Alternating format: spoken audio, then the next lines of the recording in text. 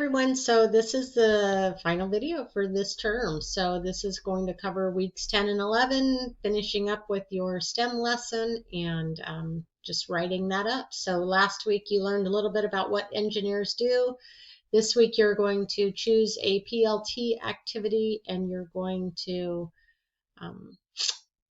prepare for planning a lesson for that. So you will find linked under week 10 a planning document similar to what we did with the environmental education lesson.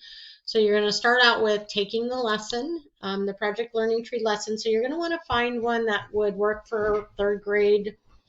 You'll want to take it and you'll want to kind of break it apart and describe on this template how is the lesson engaging students? So where in the lesson are the 5 E's included? You need to make sure that at least 3 of these are in the lesson. And if they're not, you will have to add them. So how are you going to engage the students in the lesson? You have to have them exploring and you have to have an actual evaluate section in there. So in your lesson plan, you have to address at least those 3. You could do all 5, but in some lessons you can't get all of them in one single lesson. So choose a PLT activity that has some sort of engineering already involved in it, or one that you can imagine how you might incorporate engineering and math. And then down below you're going to answer some questions about STEM. So what is STEM? Why should we use STEM? What does it mean to integrate STEM content areas? And then you're going to start thinking about how you're going to plan this. So I've chosen the engineering standard, and I've also picked a math standard for you to start with. You're certainly able to pick a different one if it works better. So you can go and look at the Common Core math standards and find a different one if it works for your activity. But I've included a math practice that will work for most of these lessons when you're doing engineering. So again, choose your PLT activity.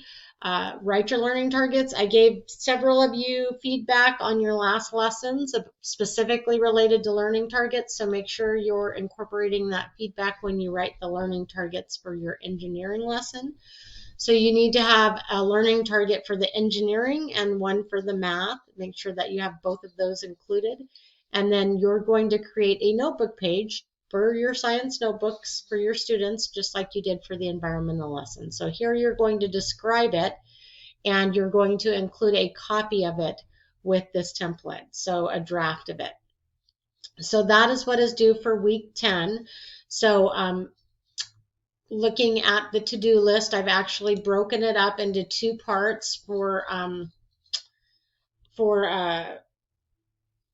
weeks 10 and 11. So this first part covers week 10, so make sure you have reviewed all the materials about STEM, what should be included in a STEM lesson. Looking at that STEM attributes, you should have used that to look at the kindergarten lesson. And then again, using that template I just showed you, you're going to plan this, and you're going to identify a PLT activity. You might want to take a look. This lesson plan is going to be the same one that you used for your environmental lesson, so it's linked here because you're going to be starting that next week, and that's going to be your final project. That's what you're going to turn in for your final for this class. So you for this week, you have to design your notebook page. So what you will turn in for week 10 is this template completed and the notebook page design for the lesson. So going back to finals week, we are going to actually look at just completing the lesson plan. That will be the only thing left to do. So here's the lesson plan.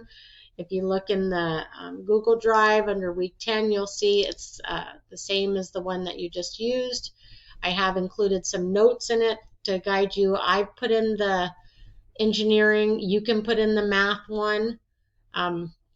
Same format to fill out. Here's a checklist. Make sure you're checking that off so that you know you have everything included, and that's what you'll turn in for your final exam. So week 10 and 11, and we'll wrap up with that. So again, here's your to-do list. The lesson plan's linked. Make sure that with your lesson plan, the one that you turn in for finals week, that you include all of the materials, the notebook page, you include any instructional materials. So if you do a pre-assessment, include that, a formative assessment. If there's anything that you're going to hand out to students, it all needs to be included. So think about this in terms of, if I was walking into a classroom as a substitute teacher, would I be able to pick up this lesson and be able to do it with students? Do I have everything I need? So keep that in mind as you're planning this.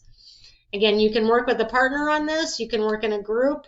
Just make sure when you submit the lesson that it has everybody's name on the lesson plan, and that each of you submit not just a copy of the lesson plan, but also all the materials that go with the lesson plan. So, hope you enjoyed getting a chance to think about how you would incorporate science in your classroom, and that you're excited about doing some fun lessons with students, both STEM, environmental. Those are really high engagement, high interest content area for elementary kids. So if you have any questions, feel free to email me about that. So your final is actually, and I didn't put on the to-do list, but your final for the lesson plan is going to be due during finals week, and that is June 14th. So make sure that you're paying attention to that due date. That only gives you a few days between these two assignments to get that turned in. Last, for any of you who are not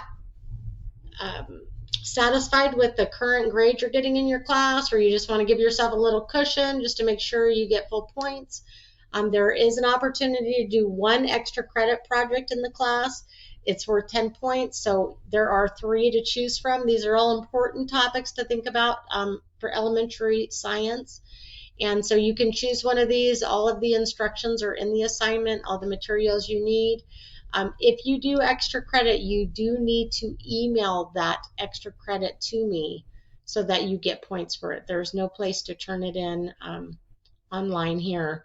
So you will need to actually email me it, so that makes sure that I see that you've done extra credit. So if you're not satisfied with your grade, if you missed an assignment, or you didn't get as many points on an assignment, or you're worried about getting full points on this final, between the notebook page, or I mean the notes page and the final lesson plan, that's worth 35 points. That's a lot of points. So you're welcome to do one project. You can't do all 3, just choose one for 10 points. And that is it for ED325 for spring term. Hope you have a good break, and maybe I'll see some of you in the fall.